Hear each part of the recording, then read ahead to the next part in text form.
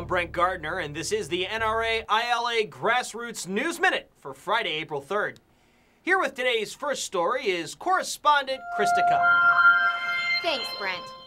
As the issue of Mexican violence continues to boil over, it has become clear that for many anti-gun politicians, the war on drugs and the war on gun owners' rights are the same thing. Last week, there were 2 more hearings in Congress on the topic of Mexican drug cartels. That brings the total to 8 hearings so far, and there are field hearings already set to take place in Phoenix and Houston. In the Senate Homeland Security Committee's hearing, Chairman Joe Lieberman repeatedly claimed that we need to regulate gun shows, using the same inaccurate rhetoric the anti-gunners have used for a decade. In the end, when pressed to endorse new gun laws, Homeland Security Secretary Janet Napolitano sidestepped the issue, endorsing only actions under her current authority. On the same day, Secretary of State Hillary Clinton was in Mexico City, blaming American gun laws and calling for a renewal of her husband's failed 1994 gun ban. She even went on to trumpet the ban's illusory impact by stating, "And there's no doubt in my mind that the 10 years we had an assault weapons ban in America was one of the tools that helped to drive down the crime rate."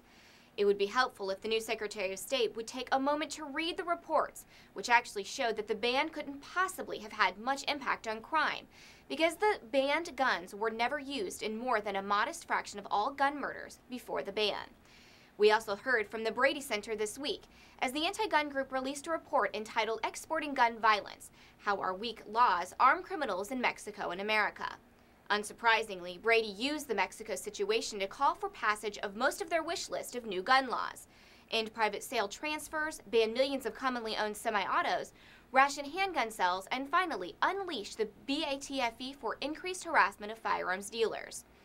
And of course, none of the solutions suggested by Brady include any effort to actually secure our borders or target criminals who violate our laws with impunity.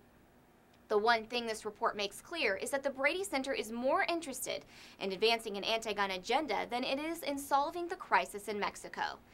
Clearly, anti-gunners in Congress and the Obama administration are going to continue to use the Mexico crisis to advance their agenda. ILA will continue to monitor this issue and keep you informed. And now, back to you, Brent. Thanks, Krista. NRA has filed a second amended complaint in Heller v. District of Columbia in U.S. District Court.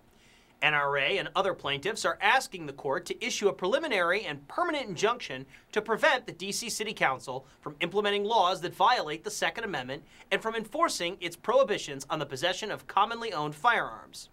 NRA filed the original suit last summer after D.C. enacted a restrictive gun registration law in response to the landmark Supreme Court decision in the First District of Columbia v. Heller.